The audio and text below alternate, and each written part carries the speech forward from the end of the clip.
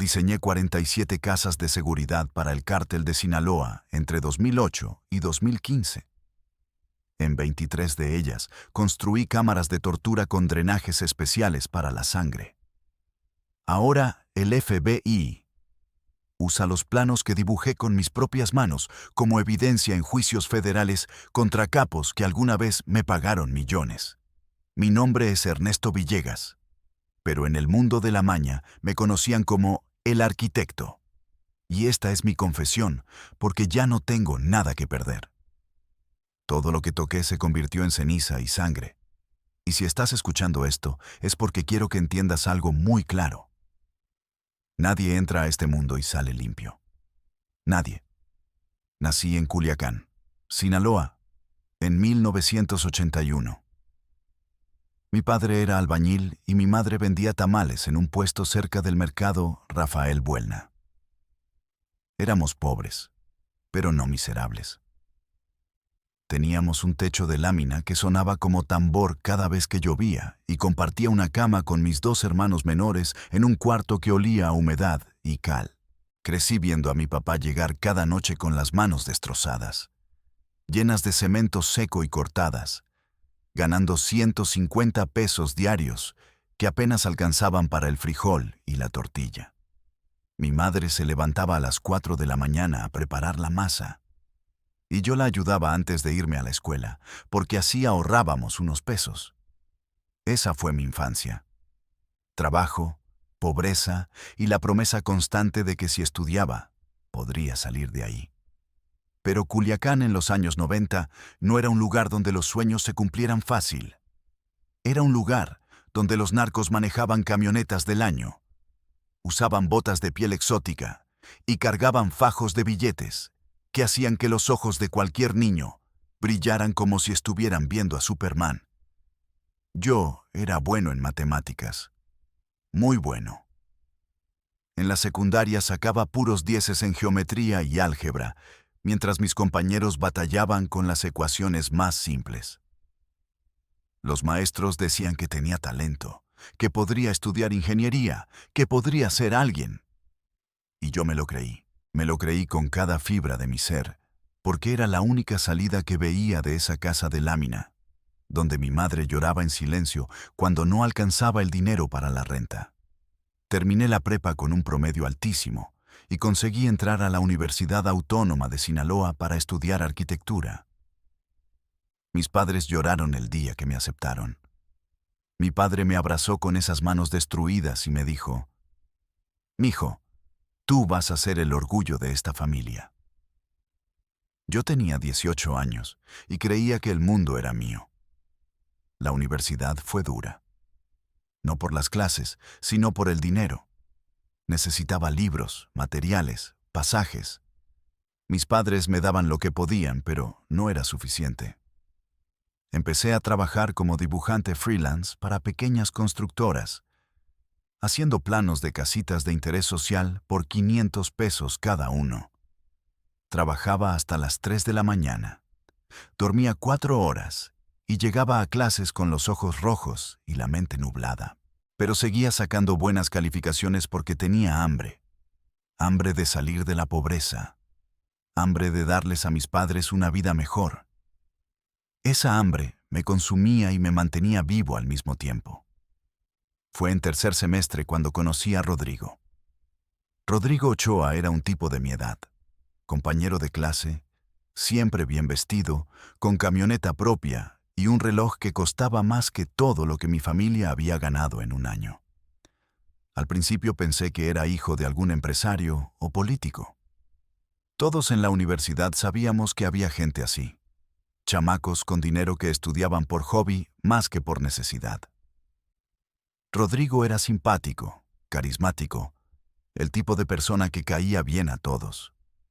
Me invitaba a cervezas después de clases, me prestaba libros caros que yo no podía comprar. Me trataba como amigo de verdad, y yo, ingenuo como era, pensaba que simplemente le caía bien. Un viernes de octubre del 2001, después de entregar un proyecto especialmente pesado, Rodrigo me invitó a su casa. Vivía en una residencia enorme en las afueras de Culiacán, con reja eléctrica, cámaras de seguridad y un jardín que parecía de revista. Adentro había mármol italiano, muebles que nunca había visto ni en las tiendas más caras del centro. Una televisión del tamaño de una pared. Me quedé paralizado en la entrada, sintiéndome sucio con mis tenis desgastados y mi mochila remendada. Rodrigo se rió y me dijo: «No te claves, compa, pasa. Aquí todos somos iguales». Pero no éramos iguales. Él vivía en el paraíso y yo apenas sobrevivía en el infierno. Tomamos whisky, fumamos y platicamos de la carrera. Él me preguntó qué quería hacer después de graduarme. Le dije la verdad. Quería tener mi propia firma de arquitectura, diseñar edificios importantes, ganar bien para sacar a mis padres de la pobreza. Rodrigo asintió en silencio, como si estuviera evaluándome, midiendo cada palabra que salía de mi boca. Después de un rato largo, me miró directo a los ojos y me dijo: «¿Qué tan en serio te lo tomas, Ernesto? ¿De verdad quieres salir de pobre o solo te gusta soñar como todos los demás?». La pregunta me cayó como balde de agua fría. Le dije que muy en serio, que haría lo que fuera. Y ahí fue cuando todo cambió. Rodrigo se levantó del sillón, caminó hacia una ventana enorme que daba al jardín iluminado y me dijo sin voltear: «Yo no soy hijo de empresario, Ernesto. Mi familia trabaja para gente muy poderosa. Gente que mueve el verdadero dinero de este estado. Y esa gente necesita arquitectos, ingenieros, gente con talento que sepa hacer su trabajo sin hacer preguntas». Sentí cómo se me secaba la boca. Sabía perfectamente de qué hablaba. En Sinaloa todos sabíamos. El narco no era un secreto, era el aire que respirábamos. Rodrigo se volteó y continuó: «Te estoy ofreciendo una oportunidad. Podrías ganar en un mes lo que tu papá gana en 5 años. Podrías sacar a tu familia de esa casa de mierda. Podrías tener todo lo que quieras. Pero tienes que decidir ahorita mismo si tienes los huevos para entrarle». Debí haberme levantado y salido de ahí. Debí haber corrido y nunca volver a hablarle a Rodrigo. Pero no lo hice. Me quedé sentado, sintiendo cómo la tentación me carcomía por dentro como ácido. Pensé en mi madre levantándose a las 4 de la mañana. Pensé en mi padre con las manos destrozadas. Pensé en mis hermanos que no tenían ni zapatos decentes para ir a la escuela. Y pensé en mí, en ese estudiante brillante que trabajaba como burro y seguía siendo pobre, que veía cómo otros con menos talento vivían mejor solo porque habían nacido en la familia correcta. La injusticia me quemaba las entrañas. Le pregunté qué tendría que hacer exactamente. Rodrigo sonrió. Era una sonrisa que después aprendería a reconocer en todos los que trabajaban para el narco. Mitad depredador, mitad hermano. Me explicó que necesitaban casas de seguridad, lugares discretos donde pudieran almacenar mercancía, contar dinero, hacer negocios sin que nadie los molestara. «Nada del otro mundo», me dijo. «Solo casas normales pero con ciertas modificaciones especiales. Paredes reforzadas, escondites, ese tipo de cosas. Tú solo diseñas. Nosotros construimos». Me ofreció 50,000 pesos por el primer proyecto. 50,000 pesos. Era más de lo que mi padre ganaba en un año completo. Esa noche no dormí. Me quedé despierto en mi cama, escuchando los ronquidos de mis hermanos, sintiendo el peso de la decisión sobre mi pecho como una losa de concreto. Sabía que si aceptaba estaría cruzando una línea de la que no habría retorno. Sabía que estaría ayudando a criminales, a gente que destruía vidas con la droga que movían. Pero también sabía que 50,000 pesos significaban 6 meses de renta pagada, libros para toda la carrera, comida decente en la mesa, zapatos nuevos para mis hermanos. Significaban esperanza, significaban dignidad. O eso me decía a mí mismo para justificar lo injustificable. Al día siguiente llamé a Rodrigo y le dije que sí. Así de simple, así de estúpido, así de humano. Me dijo que fuera a su casa el sábado para conocer al cliente. No me dijo nombres, solo que era gente importante y que me portara con respeto. Pasé la semana más angustiosa de mi vida, preguntándome en qué me había metido, sintiendo cómo la culpa y la emoción se mezclaban en mi estómago como veneno. El sábado llegué a casa de Rodrigo a las 10 de la mañana. Había 3 camionetas Suburban negras estacionadas afuera. Vidrios polarizados, sin placas. Sentí que las piernas me temblaban cuando toqué el timbre. Rodrigo abrió y me hizo pasar directo a la sala. Ahí estaban 4 tipos. 3 de ellos eran sicarios puros. Lo supe de inmediato por la forma en que me miraron, como si estuvieran evaluando cuántos segundos les tomaría matarme si les daba una razón. Cargaban pistolas en la cintura sin disimulo. El cuarto hombre era diferente. Tendría unos 40 años. Vestía camisa vaquera cara, botas de avestruz y un cinturón con hebilla de oro. Tenía la piel curtida por el sol y una mirada que te atravesaba el alma. Se llamaba Héctor, aunque después supe que ese no era su nombre real. Era un lugarteniente importante del cártel, responsable de varias plazas en el norte de Sinaloa. Héctor me dio la mano con fuerza y me ofreció asiento. Rodrigo me dice que eres muy bueno en lo tuyo, dijo con voz tranquila pero firme, que tienes talento y que además sabes tener la boca cerrada. Asentí sin decir nada, con la garganta seca. Me explicó lo que necesitaba. Una casa en un fraccionamiento de clase media en Culiacán, 3 recámaras, 2 baños, cochera doble, pero con modificaciones. Quería un cuarto oculto detrás de un closet en la recámara principal, lo suficientemente grande para almacenar varias toneladas de mercancía. Quería que las paredes exteriores estuvieran reforzadas con varilla extra y concreto especial, resistentes a balazos. Quería ventanas blindadas, disfrazadas de vidrio normal. Quería 2 salidas de emergencia ocultas, una por el techo y otra por un túnel que conectara con la casa de al lado, que también comprarían. Y quería que todo se viera absolutamente normal desde afuera. Escuché cada detalle tomando notas en una libreta, mi mano temblando ligeramente. Cuando terminó me preguntó cuánto tiempo necesitaba para tener los planos listos. Le dije que 1 semana. Se rió. Te doy 3 días. Si lo haces bien, habrá más trabajo. Mucho más. Me dio un sobre con 25,000 pesos en efectivo como adelanto. Nunca había visto tanto dinero junto en mi vida. Los billetes estaban nuevos, olían a tinta fresca, se sentían crujientes entre mis dedos.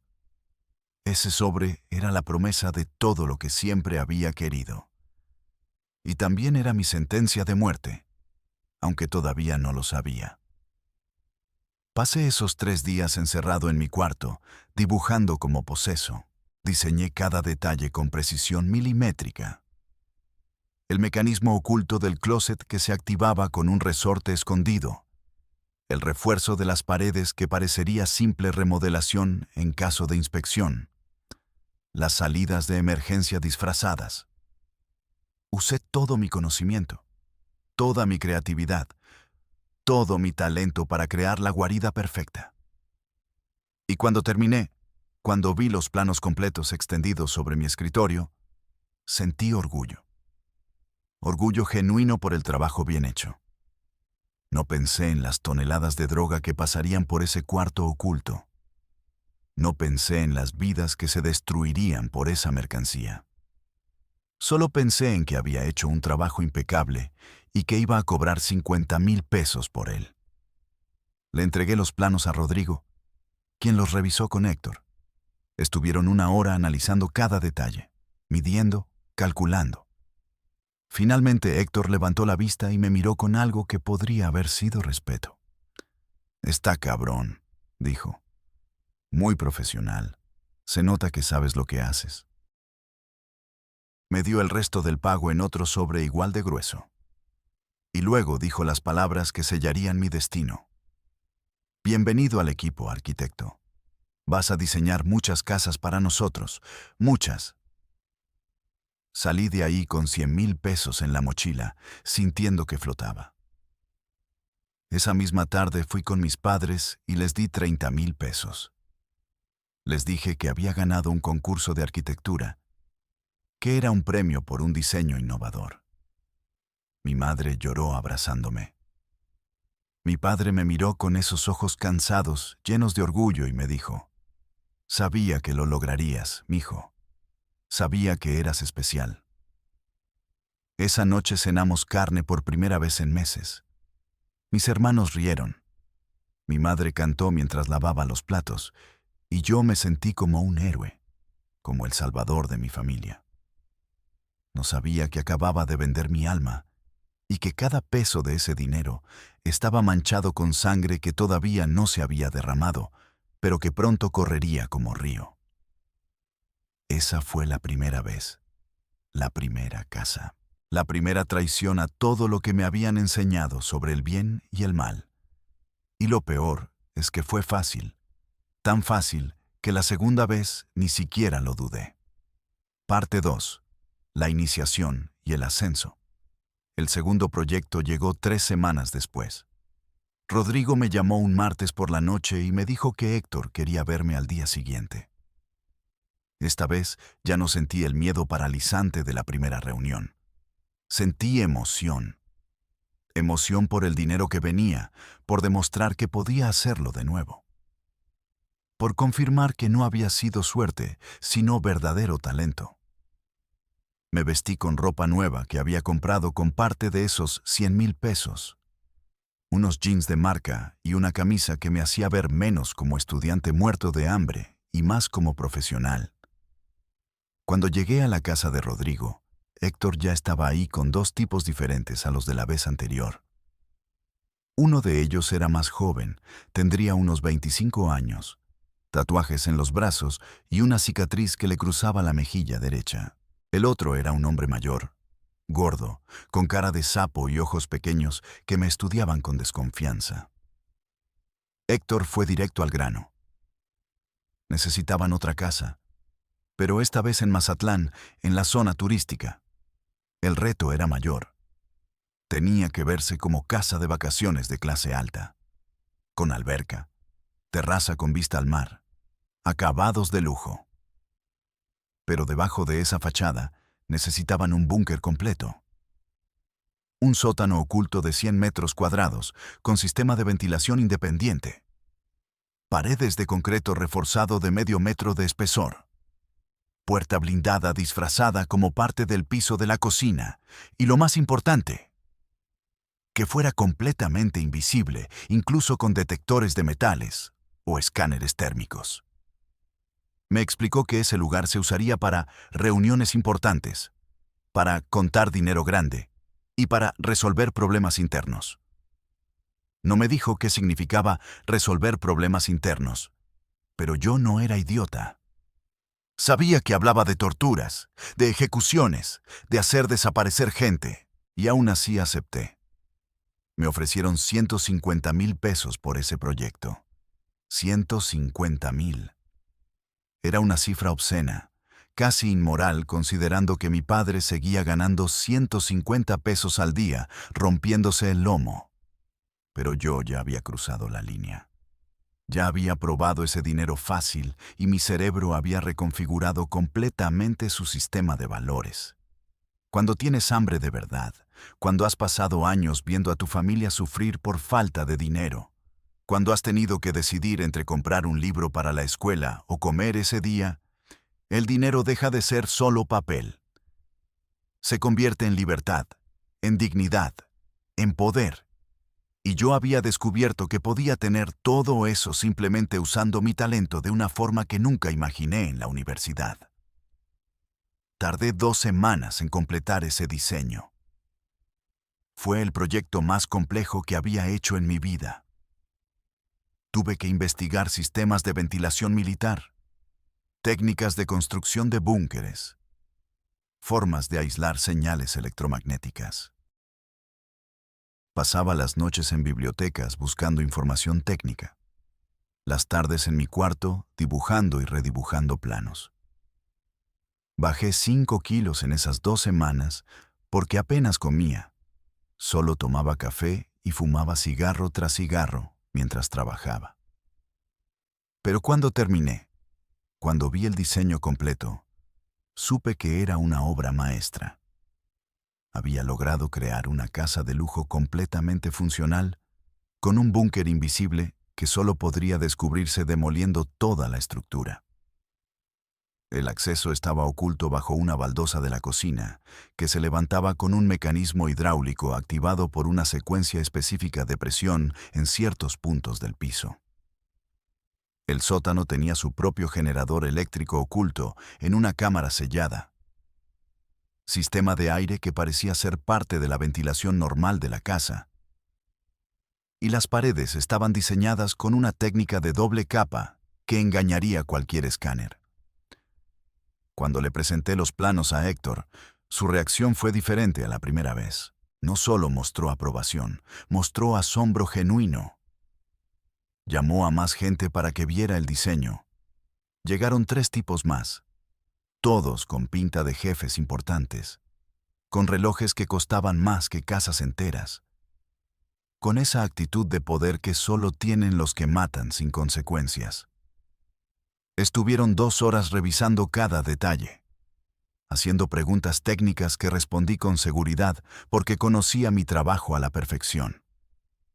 Uno de ellos, un tipo al que solo llamaban el teniente, me miró y dijo: «Este cabrón es un genio». Con razón Rodrigo insistió tanto en traerlo. Héctor asintió y me dio el pago completo en ese momento, sin adelantos esta vez.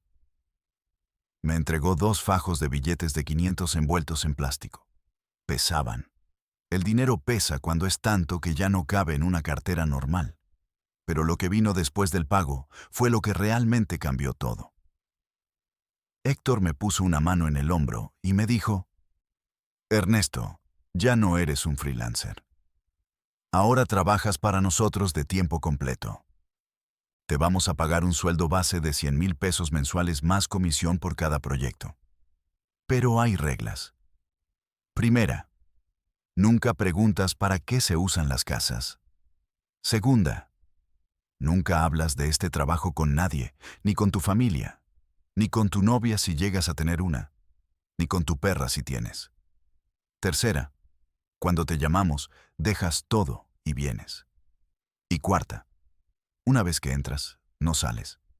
¿Entiendes lo que significa eso último?». Lo entendía perfectamente. Significaba que ya era parte de la organización, que tenía información que me convertía en un riesgo si decidía irme. Significaba que la única salida era la muerte o la cárcel.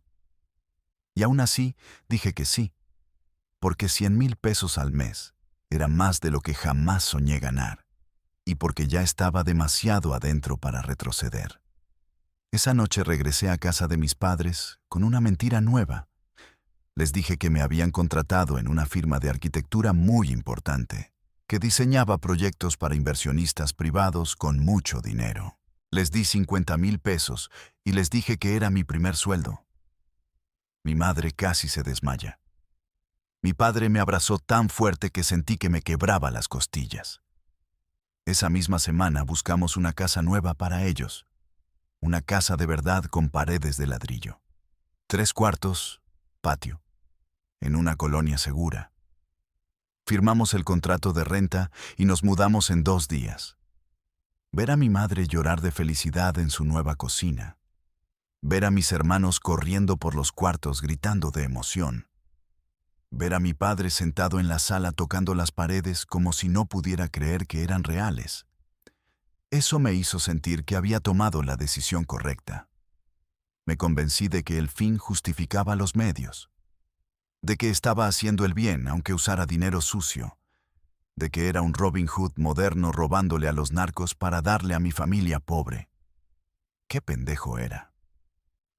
Los siguientes 6 meses fueron una montaña rusa de adrenalina, dinero y paranoia. Diseñé 9 casas más en diferentes ciudades de Sinaloa, Sonora y Baja California, cada una con especificaciones más complejas que la anterior. Una tenía un túnel de 200 metros que conectaba con el sistema de alcantarillado municipal para escapes rápidos. Otra tenía un cuarto blindado en el segundo piso con su propia salida de helicóptero en el techo. Otra más tenía un sistema completo de cámaras ocultas y micrófono en cada habitación para grabar todo lo que pasaba adentro. Porque Héctor no se fiaba ni de su propia gente. Yo diseñaba sin hacer preguntas, cobraba mi dinero y seguía con el siguiente proyecto. Me volví adicto al trabajo, no por vocación, sino porque cada proyecto significaba más dinero y más dinero significaba más seguridad para mi familia. Empecé a vivir diferente. Me compré un carro, un Jetta usado pero en buen estado. Empecé a vestir mejor, a comer en restaurantes donde antes solo pasaba por fuera mirando los menús. Invitaba a mis compañeros de universidad a bares caros y pagaba las cuentas completas sin pensarlo. Me volví popular. El tipo con dinero que siempre tenía para todo. Las chavas empezaron a fijarse en mí, no porque fuera guapo, sino porque olían el dinero desde lejos. Salí con 3 diferentes en esos meses. Todas sabiendo que tenía dinero, pero ninguna preguntando de dónde venía, porque en Sinaloa nadie hace esas preguntas si no quiere saber respuestas peligrosas. Una de ellas, Daniela, era estudiante de Derecho, hija de un abogado importante de Culiacán. Era hermosa, inteligente, de buena familia. Todo lo que yo no era. Y aún así se fijó en mí porque ahora yo tenía lo que importaba. Dinero. Pero el dinero no era lo único que venía con el trabajo. También venía el miedo. El miedo constante de que la policía me parara y encontrara los planos en mi laptop. El miedo de que algún rival del cártel me identificara como parte de la organización y me levantara para sacarme información. El miedo de que mis propios jefes decidieran que sabía demasiado y era más seguro muerto que vivo. Empecé a dormir mal, a tener pesadillas donde me torturaban en uno de los sótanos que yo mismo había diseñado. Empecé a mirar sobre mi hombro todo el tiempo, a desconfiar de cualquiera que me mirara 2 veces en la calle. La paranoia es el precio que pagas por el dinero del narco. Y es un precio que te cobra en silencio cada día hasta que ya no recuerdas cómo se siente vivir sin miedo. A los 8 meses de estar trabajando para ellos, me pidieron algo diferente. Héctor me citó en un restaurante de mariscos en el malecón de Mazatlán. Llegué pensando que sería otro proyecto normal, otra casa de seguridad con sus escondites y refuerzos. Pero cuando me senté y pedimos aguachiles, Héctor me miró con una seriedad que no había visto antes. Ernesto, has hecho buen trabajo. Los jefes están muy contentos contigo, tanto que quieren que te encargues de algo especial, algo que solo tú puedes hacer. Me explicó que necesitaban una casa para interrogatorios intensivos. No usó la palabra tortura, pero los dos sabíamos de qué hablaba. Querían un lugar donde pudieran llevar a gente, hacerla hablar por días o semanas, y que los gritos no se escucharan a 50 metros de distancia. Querían drenajes especiales para líquidos, paredes impermeables fáciles de limpiar, ganchos en el techo lo suficientemente fuertes para colgar cuerpos, iluminación brillante que no se pudiera apagar para quebrar psicológicamente a los interrogados. Y querían que yo diseñara todo eso. Sentí que la comida se me regresaba. Por primera vez en meses, sentí náusea real pensando en lo que me pedían. Una cosa era diseñar escondites y refuerzos. Otra muy diferente era diseñar cámaras de tortura sabiendo exactamente para qué se usarían. Héctor debe haber visto la duda en mi cara porque inmediatamente agregó: Te vamos a pagar 300,000 pesos por este proyecto. Y créeme cuando te digo que no es una petición, es una orden. Ya estás muy adentro, arquitecto. No hay marcha atrás. La amenaza estaba clara. O diseñaba la cámara de tortura o yo mismo terminaría en una. No tenía opción. Nunca la tuve realmente. Acepté y pasé las siguientes 3 semanas diseñando el infierno. Investigué sobre salas de interrogatorio de gobiernos autoritarios, sobre técnicas de aislamiento sensorial, sobre cómo amplificar el sonido hacia adentro para que los gritos rebotaran y quebraran mentalmente a las víctimas. Diseñé paredes dobles con aislamiento acústico profesional, pisos con drenaje central e inclinación perfecta para que todo líquido fluyera hacia una coladera conectada a un pozo séptico privado. Puse iluminación LED de alta intensidad, sin interruptores accesibles desde adentro del cuarto, controlada solo desde afuera. Diseñé ganchos de acero en el techo capaces de soportar 300 kilos, anclados directamente a vigas de concreto reforzado, y por si eso no fuera suficiente, agregué un sistema de ventilación que podía llenar el cuarto con aire caliente hasta volverlo insoportable o con aire helado hasta que la hipotermia hiciera su trabajo. Era perfecto. Era horrible. Era exactamente lo que querían. Cuando le entregué los planos a Héctor, se quedó callado por 5 minutos leyendo cada detalle. Finalmente levantó la vista y dijo: «Esto es arte, Ernesto. Arte oscuro, pero arte. No cualquiera puede diseñar algo así. Te estás ganando tu lugar en la organización». Me pagó los 300,000 en efectivo esa misma noche. Tomé el dinero sintiendo que pesaba como plomo. Por primera vez no sentí emoción al ver los billetes. Sentí asco de mí mismo, vergüenza, repulsión.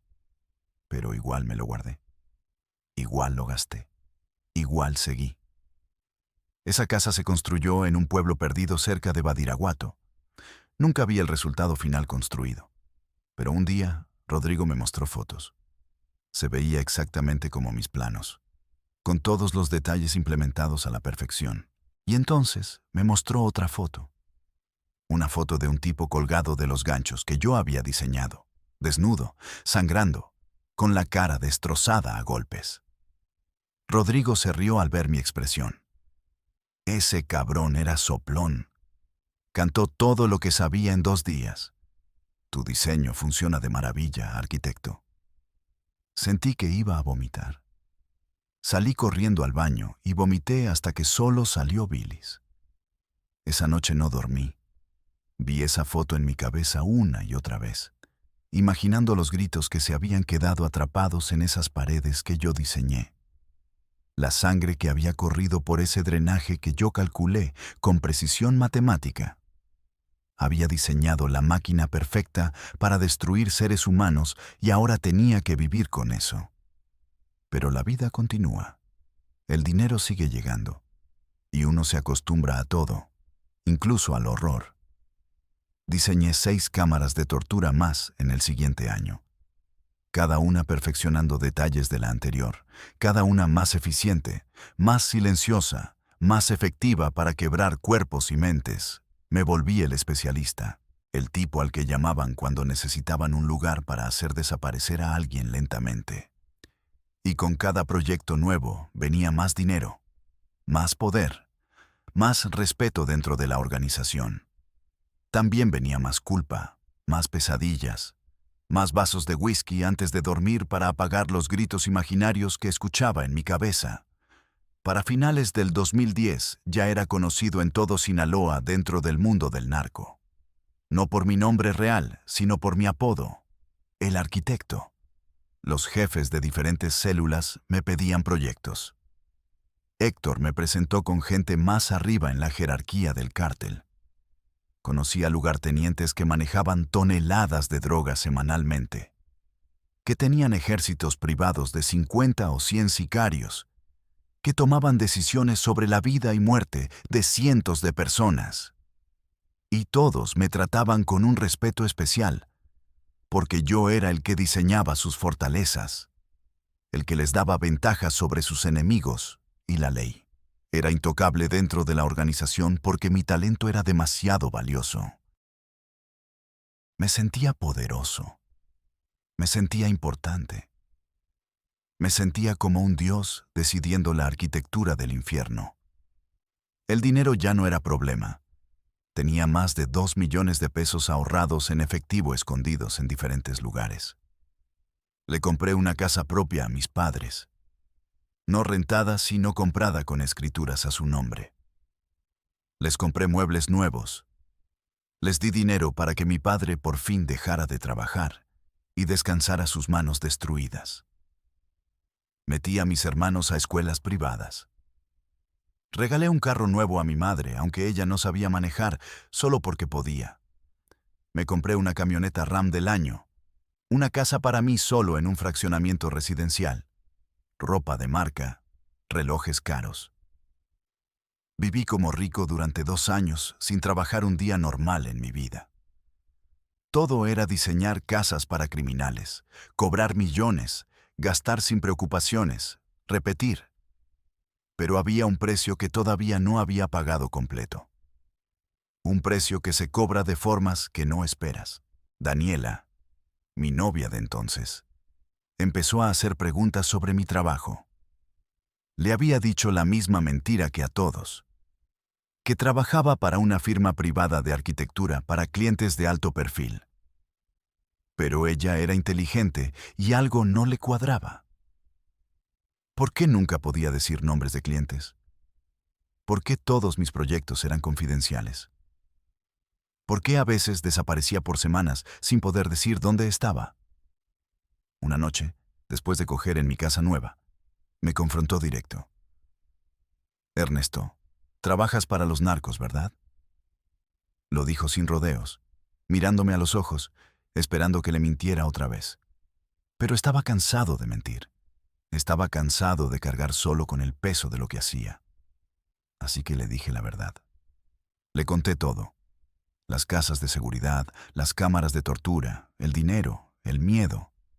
Lloré mientras le contaba, algo que no hacía desde niño. Esperaba que me dejara, que saliera corriendo y nunca volviera. Pero no lo hizo. Me abrazó y me dijo, ya lo sospechaba. En Sinaloa todos sabemos cómo funciona esto. Mientras no me metas en problemas, no voy a juzgarte. Y se quedó.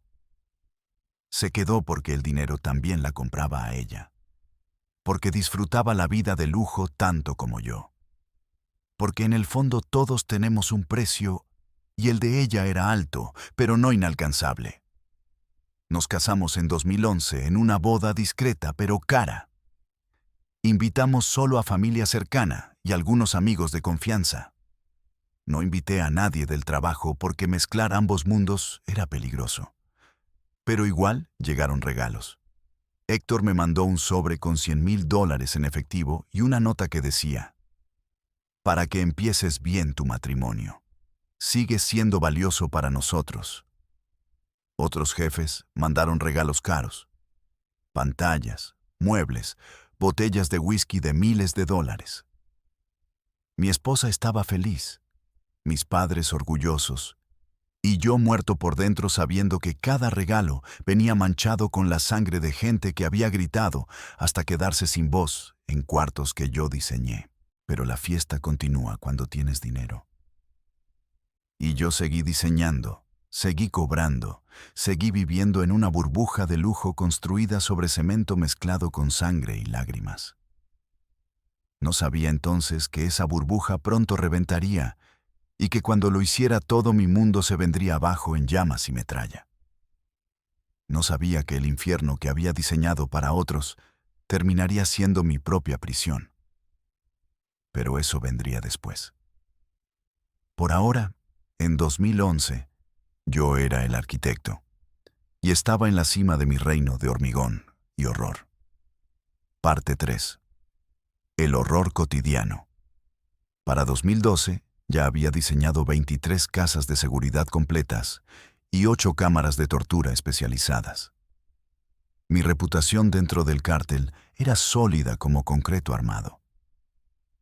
Ya no trabajaba solo para Héctor, sino directamente para gente que tomaba decisiones a nivel estatal. Gente cuyos nombres aparecían en las noticias cuando había enfrentamientos grandes o cuando ejecutaban a algún rival importante. Me movía entre Culiacán, Mazatlán, Tijuana y hasta Guadalajara, diseñando fortalezas para hombres que manejaban imperios de droga valuados en cientos de millones de dólares. Y con cada proyecto nuevo venían historias que nunca debí escuchar, secretos que me convertían en un riesgo andante. Anécdotas que me mostraban hasta dónde llegaba realmente la podredumbre. Fue en marzo de ese año cuando diseñé la casa de El Gordo Tavares en las afueras de Culiacán. Tavares era un capo de segunda línea, pero con mucho poder en la distribución regional. Quería una mansión completa, no solo una casa de seguridad.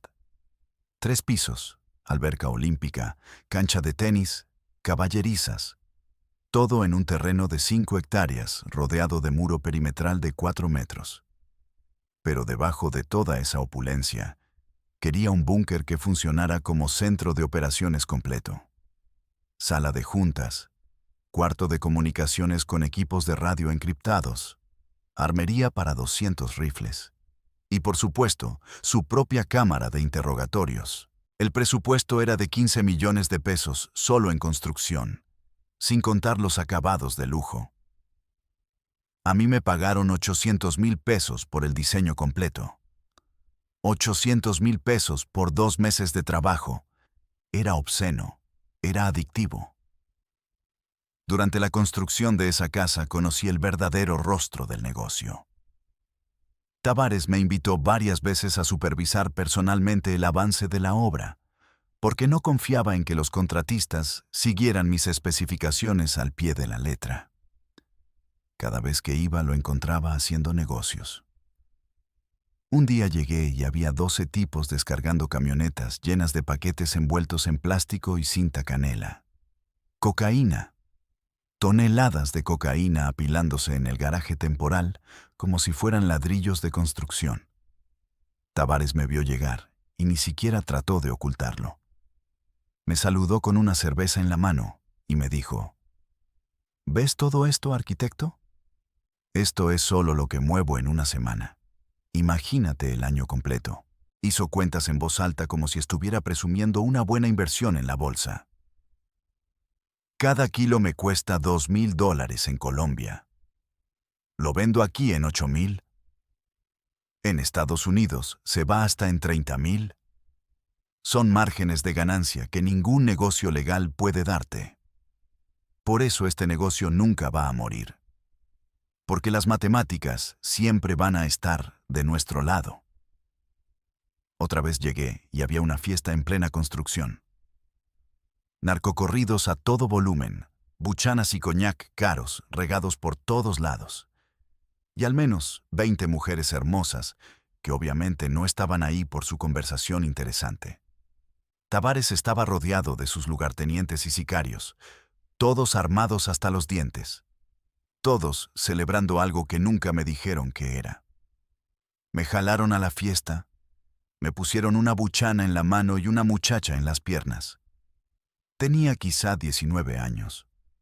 Maquillaje excesivo, vestido tan corto que apenas cubría algo, y ojos muertos de alguien que ha visto demasiado. Me preguntó si quería subir a uno de los cuartos ya terminados. Le dije que estaba casado.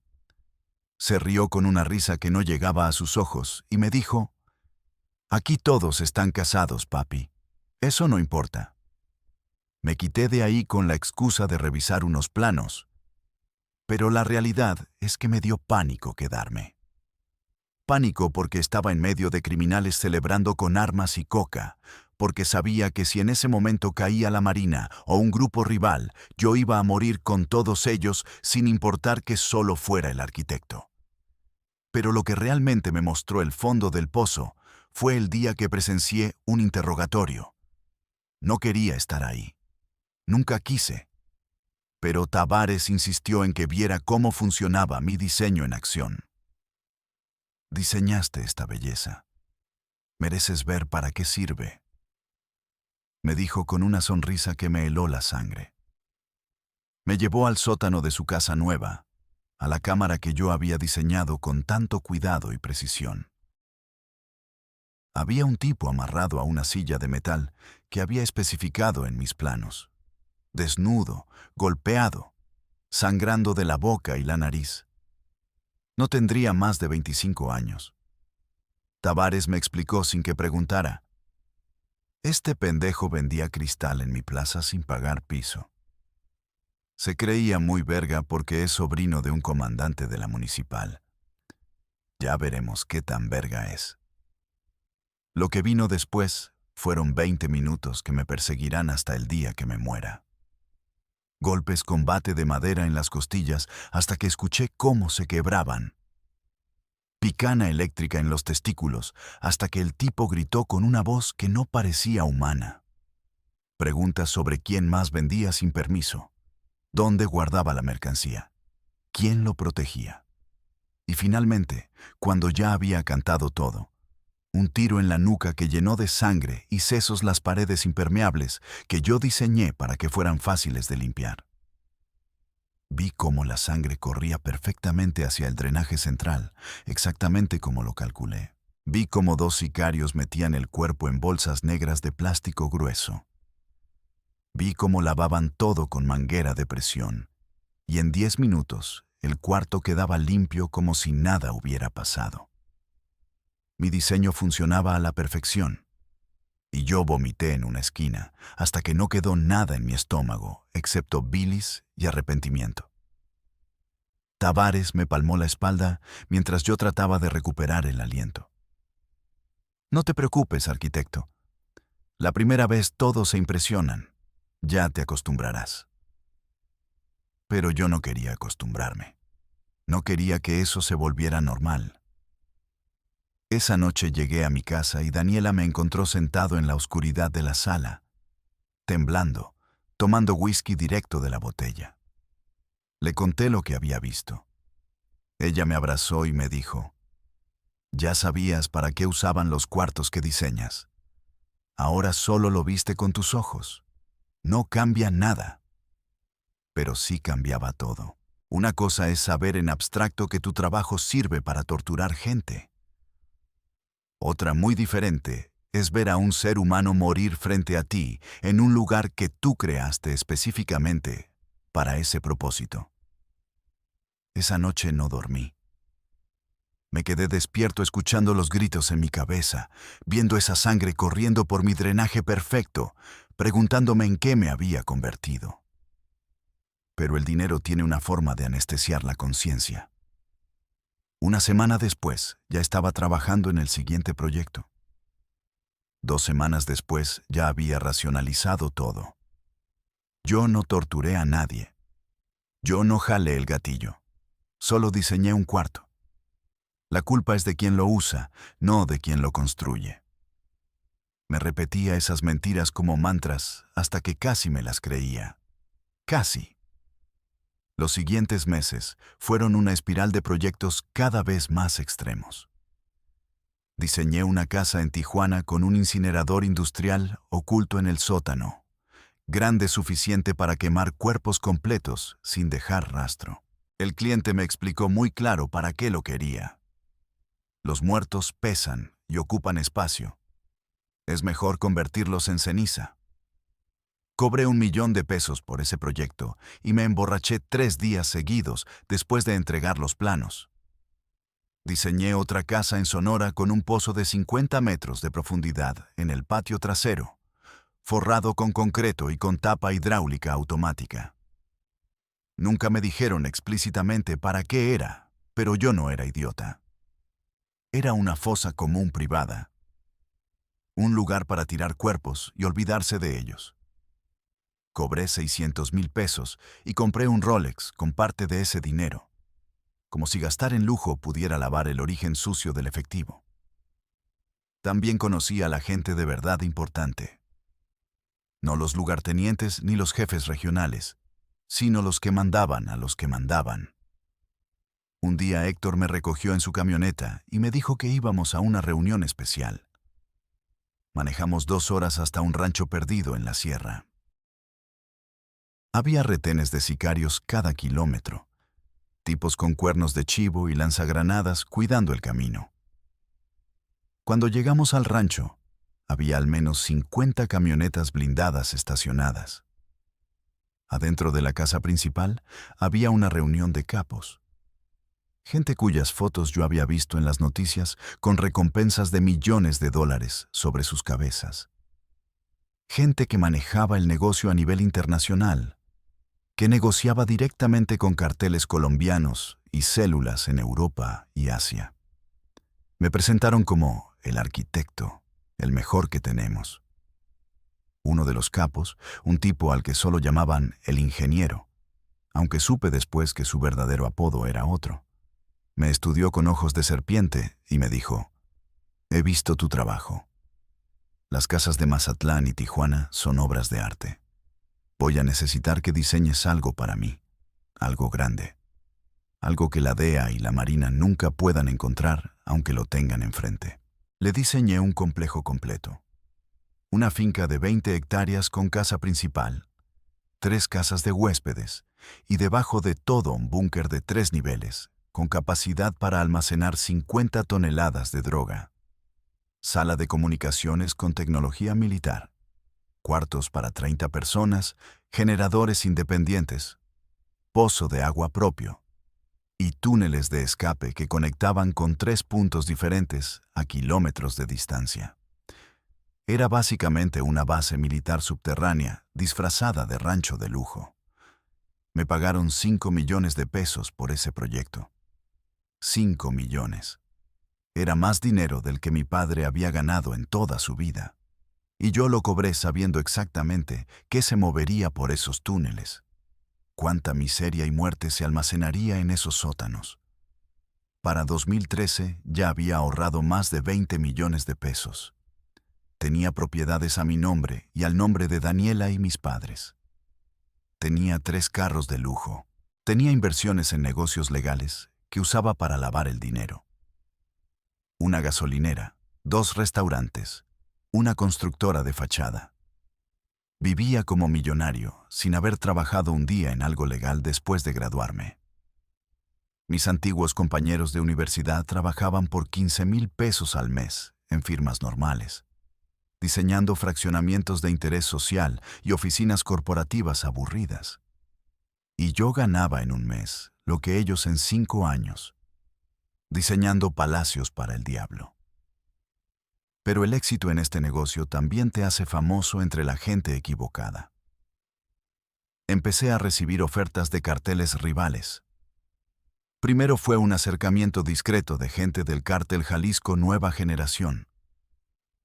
Me ofrecieron el doble de lo que me pagaba Sinaloa si diseñaba para ellos. Rechacé porque sabía que cambiar de bando era sentencia de muerte. 2 semanas después, encontraron muerto al intermediario que me hizo la oferta, encobijado y con mensaje amenazante. El mensaje era claro: no se roba gente valiosa. Después vino un acercamiento de los Zetas, mucho más agresivo. No fue oferta, sino casi orden. Tuve que hablar con Héctor para que mandara mensaje de que yo era intocable, propiedad exclusiva del cártel de Sinaloa. Hubo un enfrentamiento en Nuevo Laredo donde murieron 12 tipos. Todo por mandarles el mensaje correcto. Yo era tan valioso que estaban dispuestos a matar por mantenerme exclusivo. Eso me hacía sentir protegido y aterrorizado al mismo tiempo. También empecé a ver las grietas en la organización. Las traiciones, las envidias, las luchas internas por poder y territorio. Vi cómo levantaban a un lugarteniente que trabajaba para Tavares porque lo acusaron de robar 200 kilos de coca. Lo encontraron 3 días después descuartizado y colgado de un puente con un narcomensaje. Vi cómo ejecutaban a una familia completa, incluyendo 2 niños menores de 10 años. Porque el papá era policía ministerial y había participado en un operativo que decomisó un cargamento importante. Vi cómo quemaban viva a una mujer que trabajaba limpiando una casa de seguridad, porque supuestamente había pasado información a un grupo rival, aunque nunca se comprobó nada, y probablemente era inocente. El narco no perdona, no olvida, y no necesita pruebas reales para ejecutar sentencias. La sospecha es suficiente. El miedo es la moneda de cambio. Y yo vivía con ese miedo pegado a la piel las 24 horas del día. Un día estaba en un bar de Culiacán tomando con Rodrigo y otros tipos de la organización cuando entraron sicarios de un grupo rival. Empezó un tiroteo que duró 10 minutos. Yo me tiré al piso detrás de la barra mientras las balas volaban sobre mi cabeza, rompiendo botellas y espejos, matando gente a mi alrededor. Escuché gritos, llantos, súplicas. Cuando terminó, había 8 muertos, incluyendo 2 meseras que solo estaban trabajando. Una bala había pasado a centímetros de mi cabeza y se había incrustado en la pared detrás de mí.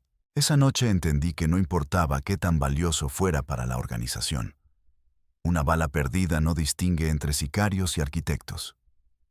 Podía morir en cualquier momento, en cualquier lugar, simplemente por estar cerca de la gente equivocada. Daniela empezó a presionarme para que saliéramos del negocio. Tenemos suficiente dinero, me decía. Podemos irnos a otro país, empezar de nuevo, vivir de las rentas de los negocios legales. Pero yo sabía que no era así de simple. Héctor me lo había dejado claro desde el principio. Una vez adentro, no sales.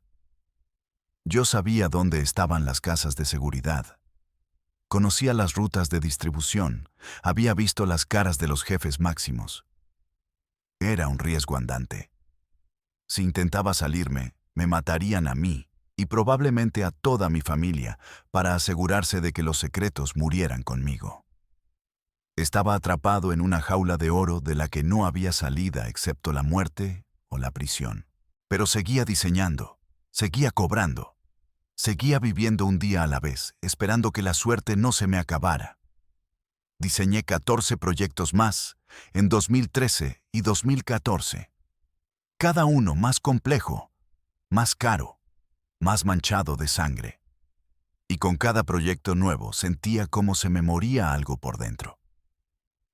Los gritos imaginarios en mi cabeza se volvieron constantes. Las pesadillas ya no me dejaban dormir más de 3 horas seguidas. Empecé a tomar pastillas para la ansiedad, a beber más whisky, a consumir coca ocasionalmente para mantenerme despierto y trabajando. Me estaba autodestruyendo lentamente. Pero no sabía cómo parar la máquina que yo mismo había puesto en marcha. En 2014 diseñé mi última cámara de tortura. Era para un tipo al que llamaban el carnicero, un sicario que había subido de rango hasta convertirse en jefe de plaza en Mexicali. Quería algo especial, algo que no solo quebrara cuerpos, sino mentes. Le diseñé un cuarto de 3 metros por 3 metros completamente blanco, con iluminación LED que no se podía apagar, sin ventanas, sin relojes, sin forma de saber qué hora era o cuánto tiempo había pasado. El aislamiento sensorial completo más tortura psicológica constante. También incluí bocinas ocultas en las paredes que podían poner ruido blanco o sonidos perturbadores las 24 horas. Y por si eso no era suficiente, agregué un sistema de temperatura que podía hacer el cuarto insoportablemente caliente o helado, sin que la víctima pudiera hacer nada al respecto. Era tortura científica, refinada, perfecta en su crueldad. Cobré 400,000 pesos y me emborraché hasta perder la conciencia esa noche. Cuando desperté vomité sangre por el alcohol y el estrés. Mi cuerpo me estaba diciendo lo que mi mente se negaba a aceptar. Que me estaba muriendo por dentro. Que toda esa riqueza no valía una mierda si tenía que dormir cada noche sabiendo que era cómplice de atrocidades inimaginables. Pero la peor parte no era el trabajo en sí. La peor parte era que me había acostumbrado. Ya no vomitaba cuando veía sangre. Ya no me sorprendía cuando me contaban historias de ejecuciones o torturas. Ya no sentía compasión real por las víctimas. Me había vuelto insensible, deshumanizado, tan frío como el concreto que especificaba en mis planos. Me había convertido en exactamente el tipo de monstruo que pensé que nunca sería. Y lo peor es que una parte de mí ya no quería cambiar. Porque cambiar significaba perder todo lo que había conseguido. Volver a ser pobre. Volver a ver sufrir a mi familia. El dinero del diablo es fácil de ganar, pero imposible de devolver, porque te cambia por dentro de formas que no puedes deshacer. En abril de 2015, Héctor me citó para un proyecto nuevo.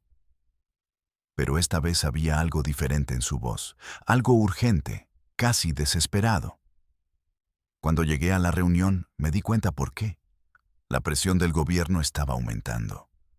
Los operativos de la Marina eran cada vez más efectivos. Habían caído varios capos importantes. Las casas de seguridad que yo había diseñado empezaban a ser descubiertas.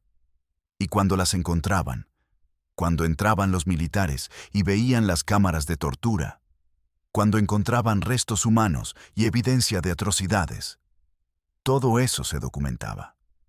Todo eso se convertía en evidencia. Y alguien en el gobierno había empezado a notar patrones en los diseños de las casas. Alguien se había dado cuenta de que había un arquitecto detrás de todas ellas. Héctor me miró con cara de preocupación real y me dijo: «Arquitecto, tenemos un problema. Tu trabajo es demasiado bueno. Es tan bueno que los federales han notado que muchas casas tienen el mismo estilo de construcción, las mismas características. Han empezado a conectar los puntos, y si siguen investigando, van a llegar hasta ti». Sentí que el mundo se me venía encima. Sentí pánico real. El tipo de pánico que te paraliza y te hace querer huir corriendo hasta el fin del mundo. Le pregunté qué podía hacer. Héctor lo dijo con una calma que me aterró más que si hubiera gritado. «Tienes dos opciones. O te escondes y dejamos de trabajar juntos, lo cual sería una pérdida enorme para todos.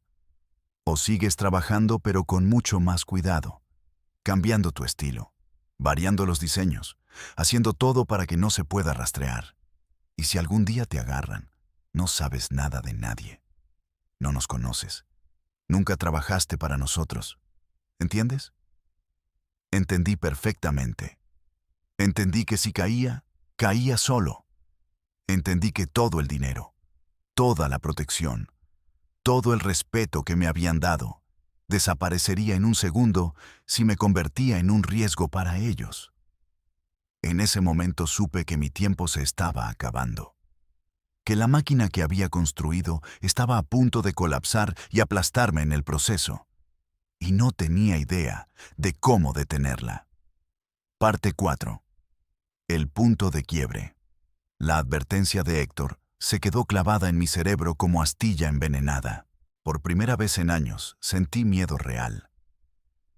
No la paranoia difusa que siempre cargaba, sino terror concreto con nombre y apellido. Los federales estaban conectando puntos, estaban estudiando mis diseños, y eventualmente llegarían hasta mí.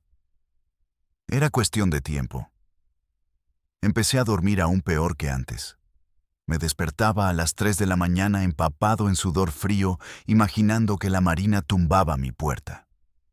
Revisaba obsesivamente las noticias buscando cualquier mención de casas de seguridad descubiertas, tratando de calcular cuánto tiempo me quedaba antes de que todo explotara.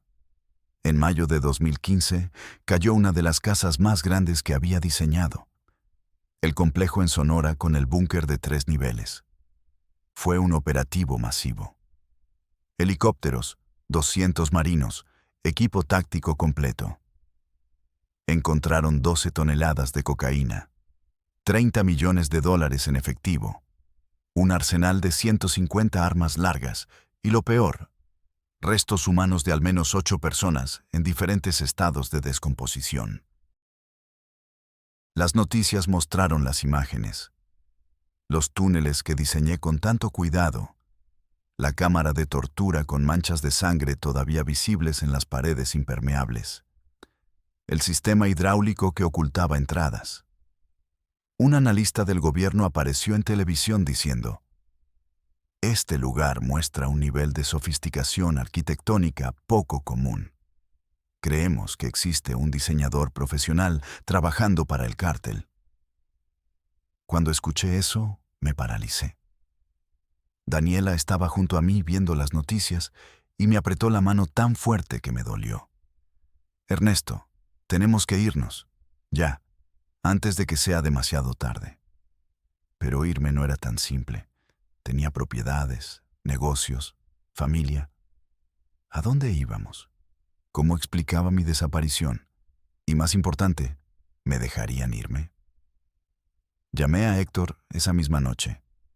Sonaba tenso, algo raro en él que siempre mantenía la calma incluso en las situaciones más cabronas. "Ya vimos las noticias", me dijo. "Los jefes están preocupados. Necesitamos que te mantengas bajo perfil. Nada de proyectos nuevos por ahora. Y si alguien pregunta, tú nunca diseñaste esa casa. De hecho, borra todo de tus computadoras. Todo. Planos, correos, conversaciones. Todo lo que pueda conectarte". Esa noche pasé 6 horas destruyendo evidencia. Formateé 3 laptops. Quebré 4 discos duros externos con martillo. Quemé libretas llenas de bocetos y notas. Ver arder todos esos diseños en los que había puesto tanto trabajo me produjo una sensación extraña. Mitad alivio, mitad pérdida. Eran años de mi vida convertidos en ceniza. Junio y julio fueron meses de silencio tenso. No recibía llamadas de Héctor ni de nadie de la organización. Era como si me hubieran puesto en cuarentena, manteniéndome alejado mientras decidían qué hacer conmigo. Daniela insistía cada día en que teníamos que desaparecer. Peleábamos constantemente. Ella quería vender todo e irnos a España o Argentina con identidades falsas. Yo le decía que estaba exagerando, que el peligro pasaría, que todo se calmaría, pero la verdad es que tenía miedo de huir, porque huir significaba admitir que todo había terminado, que la vida que había construido era una mentira destinada a colapsar. Y mi ego no estaba listo para aceptar eso. En agosto cayó otra casa, esta vez en Tijuana, la del incinerador industrial. Los federales encontraron cenizas humanas, fragmentos de huesos, evidencia forense de al menos 15 cuerpos incinerados ahí. Las imágenes eran peores que las anteriores. Mostraron el incinerador completo. Mis especificaciones técnicas de temperatura y ventilación que habían quedado en documentos confiscados durante el operativo.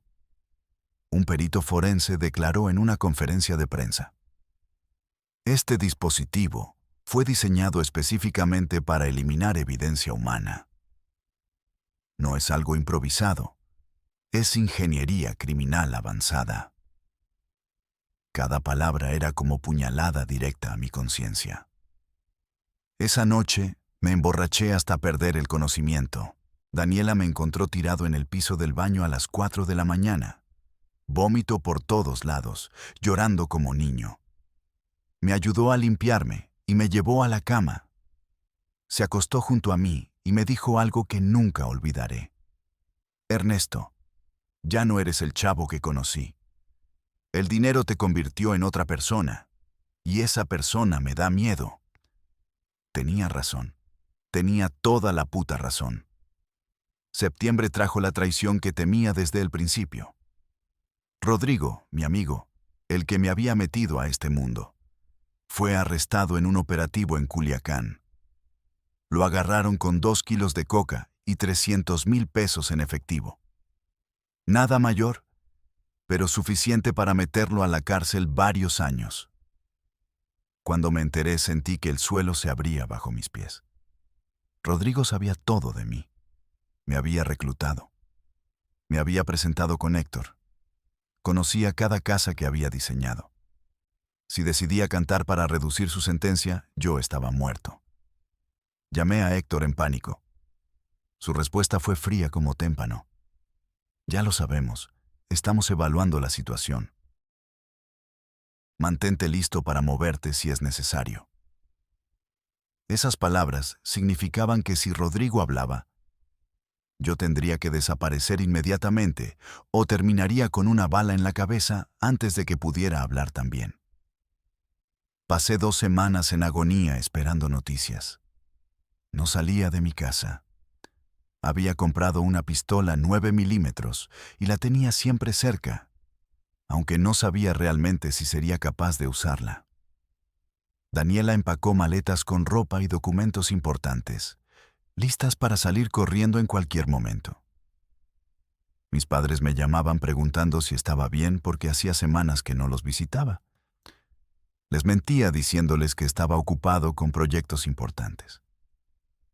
La verdad es que tenía miedo de ir a verlos, porque si me seguían los federales o los sicarios, no quería llevar el peligro hasta su puerta. Finalmente Héctor me citó en un restaurante del centro de Culiacán. Llegué esperando lo peor, pero su mensaje fue diferente al que imaginaba. Rodrigo no ha hablado, todavía, pero va a hacerlo eventualmente. Todos lo hacen cuando ven años de cárcel por delante. Los jefes decidieron que es momento de que desaparezcas por un tiempo. Te vamos a mandar a Quintana Roo con identidad falsa. Ahí puedes trabajar en proyectos turísticos normales mientras todo se enfría. Después vemos cómo regresarte. Le pregunté qué pasaba con mi familia, mis propiedades, mi vida. Tu familia no sabe nada, no están en peligro. Las propiedades quedan a nombre de Daniela y tus padres. Nadie se las va a tocar. ¿Y tu vida? Bueno, arquitecto, tu vida ya no es tuya desde hace tiempo. Ahora pertenece a la organización. Haces lo que te decimos o las consecuencias van a ser muy severas para todos. No tenía opción. Una semana después estaba en un avión a Cancún con documentos falsos a nombre de Roberto Méndez Soto. Daniela se quedó en Culiacán manejando los negocios legales y mandándome dinero cada mes. La separación fue brutal. Ella lloraba aferrándose a mí en el aeropuerto. No quiero perderte, me decía. Prométeme que vas a volver. Le prometí aunque sabíamos que era promesa vacía. En este negocio nadie promete nada porque nadie controla nada. Quintana Roo fue mi cárcel dorada. Renté un departamento en Playa del Carmen, me dejé crecer la barba, usaba lentes de sol todo el tiempo. Evitaba lugares concurridos. Conseguí trabajo en una firma local de arquitectura diseñando hoteles boutique y condominios de playa. Era trabajo honesto, legal, aburrido. Ganaba 30,000 pesos al mes, cuando antes ganaba eso en un día. Pero al menos podía dormir sin miedo a que tumbaran mi puerta en la madrugada. O eso pensaba. Los primeros 3 meses fueron relativamente tranquilos. Hablaba con Daniela cada noche por Skype. Ella me contaba que todo seguía igual en Culiacán, que Rodrigo seguía en la cárcel sin cantar todavía, que Héctor preguntaba por mí ocasionalmente, pero sin urgencia. Empecé a creer que tal vez podría quedarme ahí permanentemente, desvanecerme en el anonimato, vivir una vida simple y olvidar todo el horror que había dejado atrás. Pero en diciembre todo se vino abajo. Rodrigo aceptó un trato con la PGR. Cantó todo a cambio de protección de testigos y reducción de sentencia. Habló de Héctor, de Tavares, del carnicero, de todos los jefes importantes. Y habló de mí. Dio mi nombre completo, mi dirección en Culiacán, describió mi trabajo en detalle. Las autoridades emitieron orden de aprehensión contra mí por delincuencia organizada, lavado de dinero y complicidad en múltiples homicidios. Mi foto salió en las noticias nacionales. Ernesto Villegas, el arquitecto criminal buscado por autoridades federales. Mi cara en televisión, en periódicos, en redes sociales. Me volví famoso por las razones equivocadas. Daniela me llamó llorando histéricamente. Ernesto, llegó la Marina a la casa. Se llevaron todo. Me interrogaron por horas. Saben que estás vivo. Saben que estás escondido.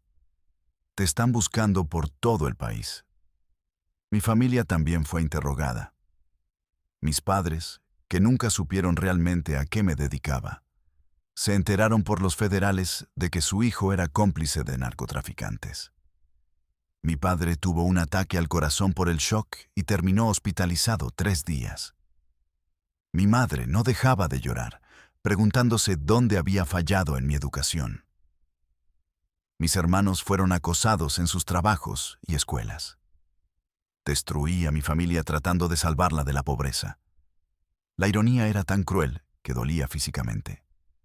Héctor me llamó por última vez. Su mensaje fue corto y directo. Estás solo, arquitecto. No podemos protegerte más. Si te atrapan, no nos conoces. Nunca trabajaste para nosotros. Si mencionas algún nombre, tu familia desaparece. ¿Entendido? Entendido perfectamente. Yo era desechable. Siempre lo fui. Me habían usado hasta que dejé de ser útil y ahora me tiraban como basura. Pasé las siguientes semanas moviéndome constantemente. Playa del Carmen, Tulum, pueblos perdidos en Yucatán. Gastaba el dinero que me quedaba en hoteles baratos y comida chatarra. Dejé de afeitarme, de cortarme el pelo, de cuidarme. Me convertí en fantasma, en indigente con dinero escondido. La paranoia era total. Cada sirena de policía me hacía correr. Cada tipo que me miraba 2 veces era federal encubierto en mi imaginación. Dormía con la pistola bajo la almohada y un ojo abierto. En febrero de 2016, exhausto y quebrado mentalmente, decidí que ya no podía más. Tenía 2 opciones: entregarme o pegarme un tiro y acabar con todo. Pasé 3 días con la pistola en la mano debatiendo cuál elegir. Pensaba en Daniela, en mis padres, en toda la gente que había sufrido en las casas que diseñé. Pensaba en los gritos que nunca escuché, pero que sabía que habían llenado esos cuartos de tortura. Pensaba en el tipo que vi morir frente a mí, en la sangre corriendo por mi drenaje perfecto, en las cenizas humanas del incinerador que especifiqué. Finalmente tomé la decisión más cobarde o más valiente. Nunca he sabido cuál. Me entregué. Llamé a un abogado en Cancún, le expliqué mi situación y él arregló mi rendición controlada con la PGR.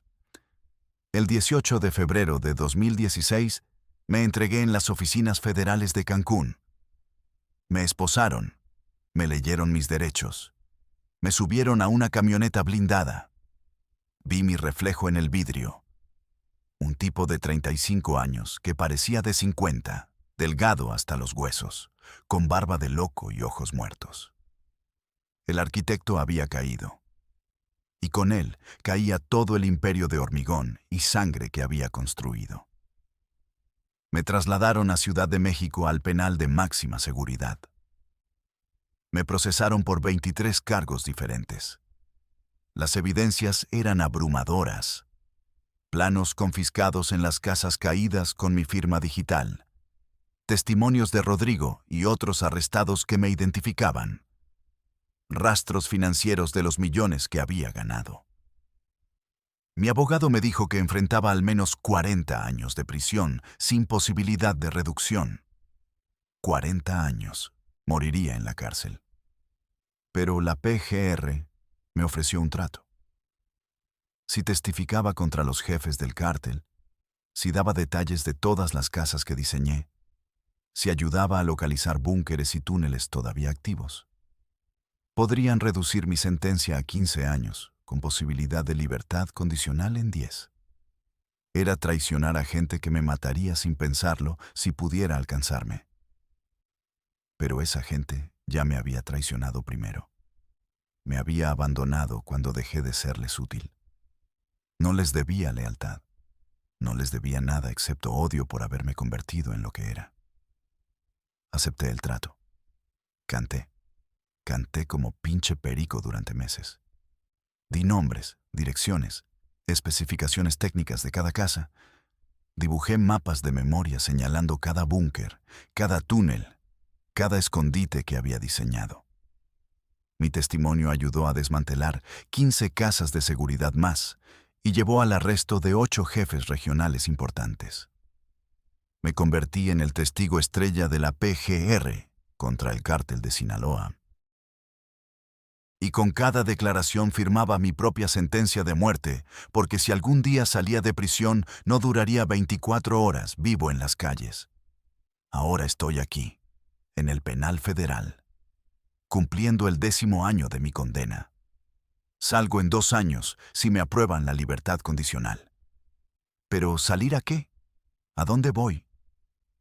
Daniela se divorció de mí hace 5 años y se fue a vivir a España con identidad nueva.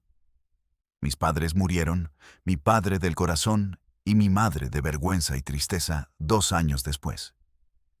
Mis hermanos cambiaron sus apellidos y no quieren saber nada de mí.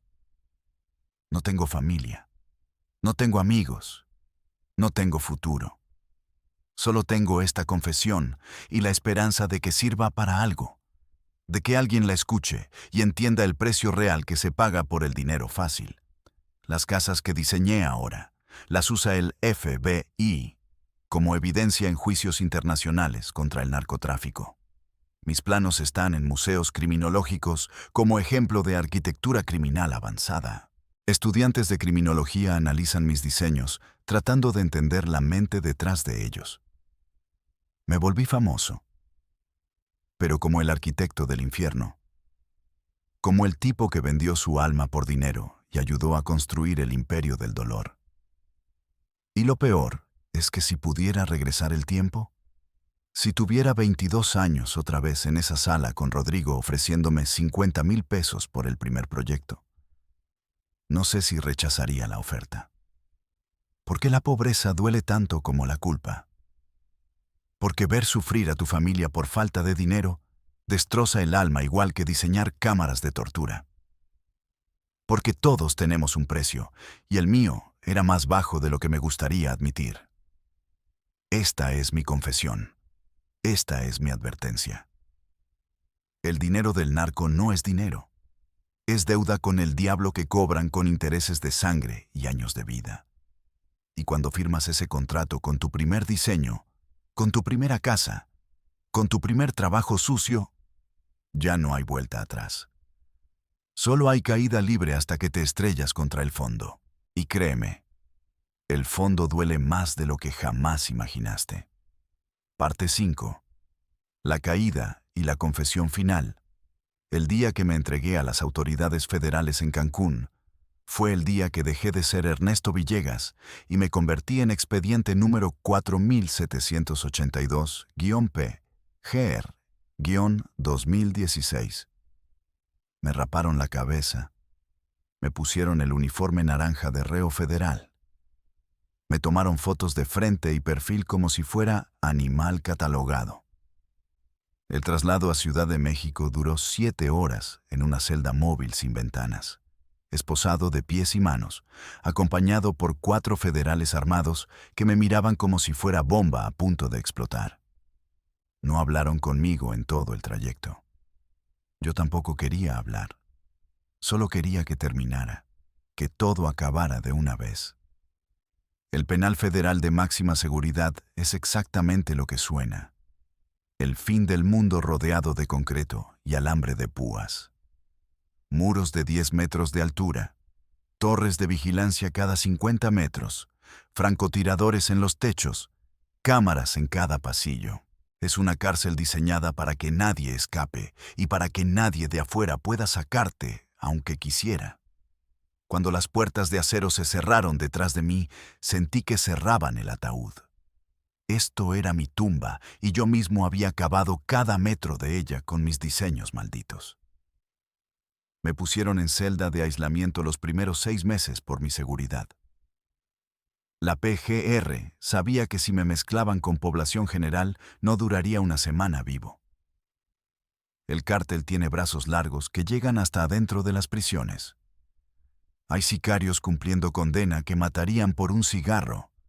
Imagínate lo que harían por orden directa de matar al arquitecto traidor que cantó contra los jefes. Mi celda era de 2 metros por 3 metros. Una litera de concreto con colchón delgado como tortilla. Un excusado de acero sin tapa. Un lavabo minúsculo. Una ventana de 20 por 30 centímetros con barrotes tan juntos que apenas pasaba luz. Ahí pasé 18 horas diarias durante medio año. Las otras 6 me sacaban para interrogatorios, declaraciones ministeriales, reconstrucciones de hechos. Los interrogatorios fueron agotadores. 3 agentes de la PGR, más un fiscal especial, me hacían las mismas preguntas de 50 formas diferentes, tratando de encontrar inconsistencias en mi historia. Me mostraban fotos de casas derrumbadas, de cuerpos encontrados, de armas decomisadas. ¿Diseñaste esta casa? ¿Sabías para qué se usaría? ¿Conoces a esta persona? Preguntas tras preguntas durante 8, 10, 12 horas seguidas. Me daban café aguado y tortas frías para mantenerme despierto. Cuando ya no podía más, me dejaban dormir 2 horas y volvían a empezar. Querían exprimir hasta la última gota de información de mi cerebro antes de que decidiera cerrar la boca o antes de que alguien me cerrara la boca permanentemente. Dibujé mapas de memoria. Cientos de mapas. Cada casa que había diseñado. Cada túnel. Cada escondite. Especifiqué materiales de construcción, nombres de contratistas, fechas aproximadas. Identifiqué caras en fotografías que me mostraban. Ese es Héctor, ese es Tavares, ese es el carnicero. Firmé declaraciones tan gruesas como Biblias. Mi testimonio se convirtió en evidencia clave para 23 casos federales diferentes.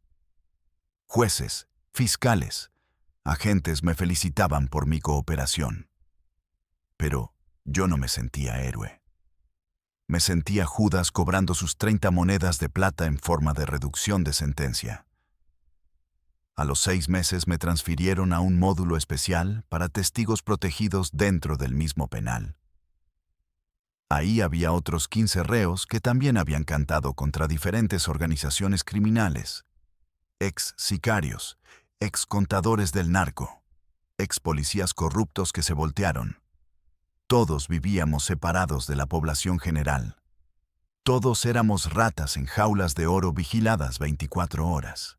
Las reglas eran estrictas, sin visitas familiares por seguridad, sin llamadas telefónicas sin supervisión, sin contacto con el exterior, excepto a través de abogados autorizados. Básicamente muertos en vida, esperando que algún día nos dejaran salir a un mundo donde nos matarían de todas formas. Ahí conocí a tipos con historias peores que la mía. Un ex sicario de los Zetas, que había ejecutado personalmente a más de 80 personas, y ahora no podía dormir sin soñar con sus caras. Un contador que manejaba $500 millones para el cártel del Golfo y que traicionó porque secuestraron a su hija de 5 años para asegurarse de que no hablara. Pero él habló de todas formas para vengarla después de que la mataran. Un comandante de policía que trabajaba de día arrestando narcos y de noche les pasaba información sobre operativos, hasta que su conciencia ya no aguantó y se entregó con todas las pruebas.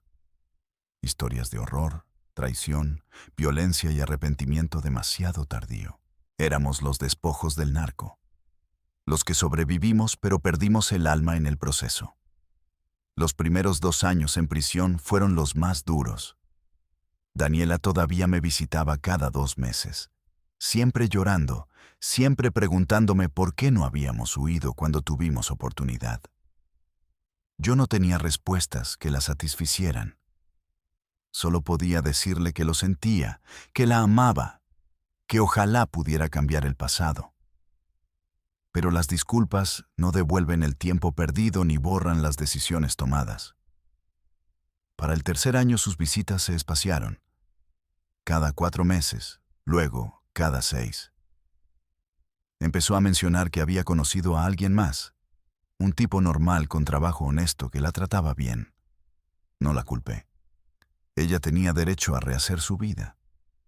Yo no tenía derecho a pedirle que esperara por un fantasma. El divorcio llegó en 2019. Firmé los papeles sin leer los detalles. Ella se quedó con todo. Las propiedades, los negocios, las cuentas bancarias que no habían sido confiscadas. No me importaba. El dinero ya no significaba nada. Descubrí demasiado tarde que el dinero solo importa cuando tienes libertad para gastarlo, gente con quien compartirlo, futuro en el cual invertirlo. En prisión, el dinero es papel inútil. Lo único que importa es el tiempo, y yo había perdido todo el mío. Mis padres murieron sin que pudiera verlos. Mi padre tuvo el ataque al corazón en 2017 y falleció 3 días después en el hospital. No me dejaron ir al funeral por razones de seguridad. Mi madre aguantó 2 años más, pero la tristeza y la vergüenza la consumieron. Murió de cáncer de páncreas en 2019, delgada como esqueleto, negándose a comer porque decía que no merecía vivir después de haber criado a un hijo criminal. Mi hermano mayor me escribió una carta que nunca olvidaré. Mamá murió con tu nombre en los labios, pidiendo perdón a Dios por haberte fallado. Pero no te falló ella, le fallaste tú a todos nosotros. Ojalá te pudras en esa cárcel porque afuera ya no tienes familia. Leí esa carta 50 veces antes de romperla. Tenía razón. Yo había destruido a mi familia tratando de salvarla. Los juicios contra los jefes del cártel fueron mediáticos. Héctor, Tavares, el carnicero y otros 14 acusados enfrentaron cargos federales por narcotráfico, homicidio, secuestro, lavado de dinero. Yo tuve que testificar por videoconferencia desde el penal. Vi sus caras en la pantalla cuando declaraba contra ellos. Héctor me miraba con odio puro, prometiéndome muerte silenciosa con los ojos. Tavares sonreía con esa sonrisa de depredador que conocía tan bien, como diciéndome, «Esto no termina aquí, arquitecto». El carnicero ni me miraba. Desprecio total como si yo fuera menos que basura. Declaré durante 6 días completos. Expliqué cada casa, cada diseño, cada conversación que había tenido con ellos. Mi testimonio ayudó a condenarlos a sentencias combinadas de más de 300 años. Ganamos el juicio. Yo gané 10 años adicionales de vida con precio sobre mi cabeza. La prisión cambia a la gente de formas que no esperas. Te vuelves animal territorial. Aprendes a dormir con un ojo abierto. Aprendes qué guardias se pueden sobornar y cuáles son honestos. Aprendes que la moneda de cambio no es dinero sino favores, información, protección. Te vuelves desconfiado de todos porque cualquiera podría ser sicario infiltrado, esperando el momento perfecto para clavarte un punzón en el cuello. Vives en estado de alerta perpetua que te desgasta física y mentalmente hasta que ya no recuerdas cómo se siente estar relajado.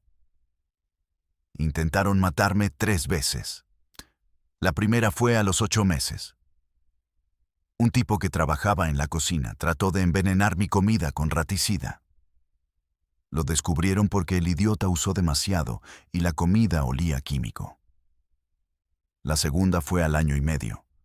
2 reos del módulo de máxima seguridad sobornaron a un guardia para que los dejara acercarse a mi celda durante el traslado al patio.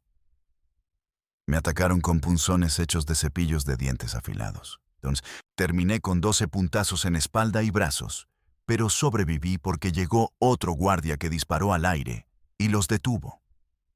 La tercera fue hace 2 años. Trataron de estrangularme con un cable durante la hora de recreación. Me salvé porque un reo testigo protegido Me ayudó a quitarme al atacante. Después supe que los 3 intentos fueron ordenados y pagados por gente del cártel desde afuera. El precio sobre mi cabeza es de $500,000. $500,000 por mi muerte. Irónico considerando que en mi mejor año gané el doble diseñando para ellos. El sistema penitenciario mexicano no rehabilita, solo almacena humanos hasta que se pudren. Aquí no hay programas educativos reales. No hay terapia psicológica adecuada. No hay preparación para reintegrarte a la sociedad. Solo hay tiempo muerto que mata lentamente. Aprendí a cortar pelo de otros reos para ganar cigarros. Leí todos los libros de la biblioteca miserable del penal. 2 veces. Empecé a hacer ejercicio obsesivamente para mantener la mente ocupada. Flexiones, sentadillas, abdominales, hasta que los músculos gritan. Cualquier cosa para no pensar, para no recordar, para no escuchar los gritos en mi cabeza. Porque los gritos nunca se detienen. Gritos de gente que torturaron en cuartos que diseñé. Gritos de familias destruidas por la droga que pasó por túneles que calculé. Gritos de niños que quedaron huérfanos porque sus padres murieron en guerras territoriales por plazas que ayudé a proteger. Los escucho en la noche cuando todo está silencioso. Los escucho en mis sueños, donde camino por casas infinitas, llenas de sangre y cadáveres. Los escucho despierto cuando cierro los ojos por un segundo. Son mi condena real, más allá de los años que me dio el juez. Son la sentencia que me di yo mismo y que cumplirá hasta el día que muera. He tenido mucho tiempo para pensar en este encierro. 10 años mirando paredes de concreto que ironía construí, miles de metros cuadrados de paredes para otros, y ahora las únicas que veo son estas que me encierran. Pensé mucho sobre las decisiones que tomé, los puntos donde pude haber elegido diferente. ¿Qué hubiera pasado si le hubiera dicho no a Rodrigo esa primera noche? Probablemente seguiría siendo pobre, pero tendría a mi familia viva. Tendría la conciencia limpia. Dormiría sin pesadillas. ¿Valió la pena? Los millones que gané ya no existen. Las propiedades se vendieron o confiscaron. Los carros de lujo están oxidándose en corrales de autos decomisados. La casa que le compré a mis padres la vendieron mis hermanos porque no querían nada comprado con dinero sucio. Todo ese dinero, todos esos años trabajando para criminales, todo ese horror que ayudé a construir, y al final no quedó nada excepto cicatrices y arrepentimiento. Salgo en 2 años si me aprueban la libertad condicional. Tengo 45 años. Si salgo tendré 47, más viejo de lo que se ven muchos de 60, con canas prematuras, con la espalda jodida por los puntazos, con las manos temblorosas de años de estrés y medicación psiquiátrica. ¿A dónde voy? No puedo regresar a Sinaloa porque me matan en 5 minutos. No puedo ir a ningún estado donde el cártel tenga presencia fuerte porque allá también me encuentran. Probablemente me den identidad nueva y me manden a algún pueblo perdido de Oaxaca o Chiapas a vivir como fantasma el resto de mi vida. Sin familia, sin amigos, sin futuro, solo esperando que algún día un sicario con buena memoria me reconozca y cumpla la sentencia de muerte que he cargado por años. Pero esta confesión necesitaba salir. Necesitaba contarle al mundo mi historia, no para justificarme porque no hay justificación posible para lo que hice, sino para advertir a otros. Para ese estudiante brillante de familia pobre que está considerando tomar el dinero fácil. Para ese profesionista con talento al que le ofrecen trabajar para el narco. Para ese joven que piensa que puede entrar, hacer dinero rápido y salirse limpio. No puedes. Nunca pudiste. Es mentira. El narco no te suelta. Te usa hasta que te gastas y luego te tira como basura. Y si sobrevives, terminas en lugares como este.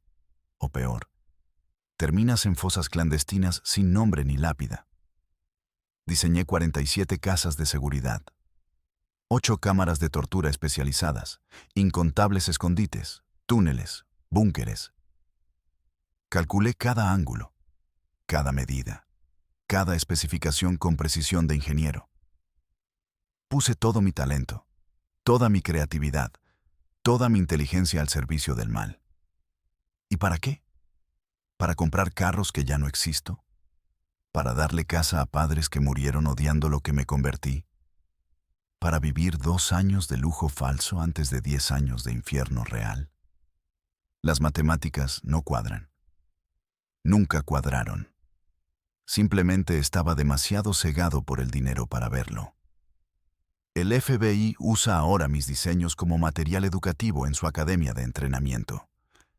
Enseñan a agentes cómo identificar casas de seguridad basándose en los patrones que yo creé. Criminólogos estudian mi caso como ejemplo de profesionistas al servicio del crimen organizado. Universidades de arquitectura usan mis planos en clases de ética profesional, mostrando qué pasa cuando usas tu conocimiento para el lado equivocado. Me volví caso de estudio, ejemplo de lo que no debes hacer, advertencia andante. Y está bien. Si mi historia sirve para que aunque sea una persona rechace el camino que yo tomé, entonces algo de todo este horror tendrá sentido. A los jóvenes que están leyendo o escuchando esto les digo, el dinero del narco brilla como oro, pero es plomo envenenado. Pesa en tu conciencia, te enferma el alma, te mata lentamente aunque sigas respirando. La pobreza duele, es cierto. Ver a tu familia sufrir por falta de dinero destroza. Pero hay dolores peores. El dolor de saber que tu trabajo ayudó a torturar gente. El dolor de cargar muertos en tu conciencia.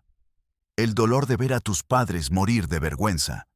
El dolor de no poder dormir porque los gritos imaginarios no te dejan. ¿Ese dolor es permanente? No hay cantidad de dinero que lo cure. No hay cantidad de años que lo borre. Yo fui Ernesto Villegas, el arquitecto, el diseñador de fortalezas para el cártel de Sinaloa. Diseñé el infierno en planos perfectamente medidos y ahora vivo en él. Esta es mi confesión, mi advertencia, mi testamento. Si estás considerando entrar a este mundo, no lo hagas. Si ya entraste, busca la forma de salir antes de que sea demasiado tarde. Y si piensas que puedes manejar el peso de la culpa, estás equivocado. Nadie puede. Absolutamente nadie. El concreto que mezclé con sangre ahora me encierra. Las paredes que diseñé para otros ahora son las mías. Y los gritos que ayudé a ocultar ahora resuenan en mi cabeza eternamente. Esta es la justicia poética perfecta. Esta es mi condena real. Y la cumpliré hasta el último día de mi vida, dentro o fuera de esta prisión. Porque el verdadero encierro no son estas paredes de concreto. Es la cárcel que construí dentro de mí mismo, con cada decisión equivocada, con cada plano manchado de sangre, con cada peso de dinero sucio que acepté. Esa cárcel no tiene libertad condicional, no tiene perdón, solo tiene barrotes hechos de arrepentimiento y gritos eternos de los que nunca pude salvar, porque elegí el dinero sobre la humanidad. Esta es mi confesión. Este es mi final. Y si sirve para salvar, aunque sea una vida de cometer mis errores, entonces tal vez, solo tal vez, algo de mi condenada alma todavía merece existir. Pero lo dudo.